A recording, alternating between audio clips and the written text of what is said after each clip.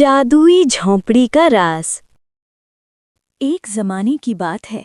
एक दूर उफ्तादा मगर निहायत खुशहाल सल्तनत में एक नेक दिल और इंसाफ पसंद बादशाह हुकूमत करता था।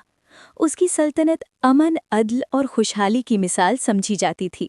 रियाया उसे दिल से चाहती थी। बादशाह की 4 बेटियां थीं और चारों हुस्न व सीरत में बेमिसाल थीं। सबसे बड़ी खदीजा थी, संजीदा, बावकार और दानिशमंद। वो हमेशा अपनी बहनों की रहनुमाई करती और मुश्किल वक्त में सही फैसला लेने में सबकी मदद करती।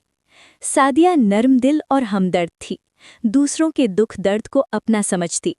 अलीज़े ज़हीन और बहादुर थी, हर मुश्किल में हौसला और उम्मीद की रोशनी बन जाती। और सबसे छोटी लुबना, नाजुक मिजाज, मासूम और सबकी लाडली।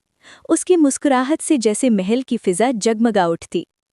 चारों बहनें एक दूसरे से बेहद मोहब्बत करती थीं। वे सिर्फ बहनें नहीं बल्कि सच्ची सहेलियां भी थीं। एक दिन बादशाह शिकार के शौक में घने जंगल की तरफ निकल गया। शिकार का पीछा करते करते वो अपने साथियों से बिछड़ गया और एक ऐसे खौफनाक जंगल में जा पहुंचा जहां सूरज की रोशनी भी जमीन तक मुश्किल से पहुंचती थी। चारों तरफ सन्नाटा और अनजानी आहटें थीं। इसी परेशानी के आलम में अचानक झाड़ियों से एक छोटा सा सफ़ेद बौना नमूदार हुआ। उसकी आंखों में अजीब सी चमक थी और चेहरे पर पुरअसरार मुस्कुराहट। उसका नाम हरल बरल बिट्स था। उसने कहा, ए बादशाह, मैं तुम्हें इस जंगल से सही सलामत बाहर निकाल सकता हूँ, लेकिन इसके बदले मुझे तुम्हारी सबसे छोटी बेटी लुबना से शादी करनी होगी। बादशाह के दिल पर बिजली सी गिरी। वो अपनी बेटी से बेहद मोहब्बत करता था, मगर जान के खौफ और बेबसी में उसने शर्त मान ली। हरल बरल बिट्स ने अपना वादा पूरा किया और बादशाह को महफूज रास्ते से जंगल से बाहर ले आया। जाते हुए उसने याद दिलाया कि 1 हफ्ते बाद वो लुबना को लेने आएगा। महल वापस पहुंचकर बादशाह ने सारा वाकया सुनाया। महल में खामोशी छा गई। बहनों के दिल दहल गए। बड़ी बहनों ने तय किया कि वे लुबना की जगह किसी और लड़की को भेज देंगी ताकि अपनी बहन को बचा सकें। 1 हफ्ते बाद महल के दरवाजे पर एक चालाक लोमड़ी आई। उसने कहा कि वो हरल बरल बिट्स की तरफ से दुल्हन लेने आई है। बहनों ने एक चरवाहे की बेटी को शहजादी का लिबास पहनाकर भेज दिया। रास्ते में लोमड़ी ने उस लड़की को आजमाया। उसने कहा, मेरी दुम पर बैठ जाओ। लड़की फौरन मान गई। फिर उसने कहा, मेरे बाल साफ कर दो। वो भी खुशी खुशी करने लगी। लोमड़ी फौरन समझ गई कि ये असली शहजादी नहीं। वो उसे वापस महल छोड़ आई। अब असली इम्तिहान का वक्त था। लुबना ने खुद आगे बढ़कर कहा, मैं जाऊंगी। अगर ये हमारी तकदीर है तो मैं इसे कबूल करती हूँ।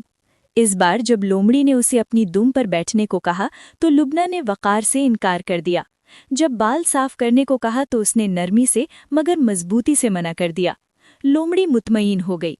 यही हकीकी शहजादी थी।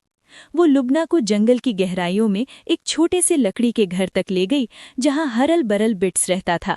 घर सादा था मगर पुरअसरार सुकून से भरा हुआ। लुबना ने सब्र, हौसले और वक़ार के साथ नई जिंदगी को कबूल कर लिया।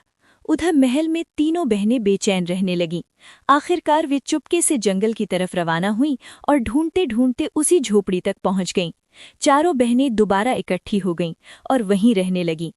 हर रोज 3 सफ़ेद कबूतर आते। बहनें उन्हें दाना डालती थीं।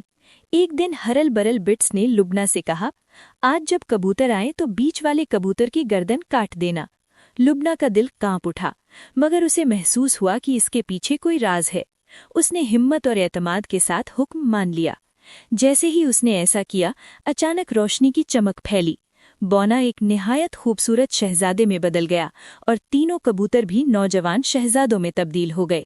असल में वो 4 भाई शहजादे थे जिन पर एक परी ने जादू कर दिया था।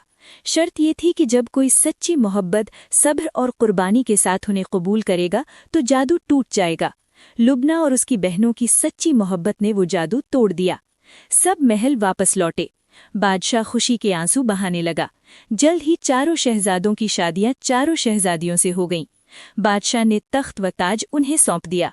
चारों बहनें और चारों भाई मिलकर इंसाफ, मोहब्बत और दानिश के साथ हुकूमत करने लगे। सल्तनत में पहले से ज्यादा अमन और खुशहाली आ गई और वे सब हमेशा खुश व खुर्रम जिंदगी गुजारते रहे।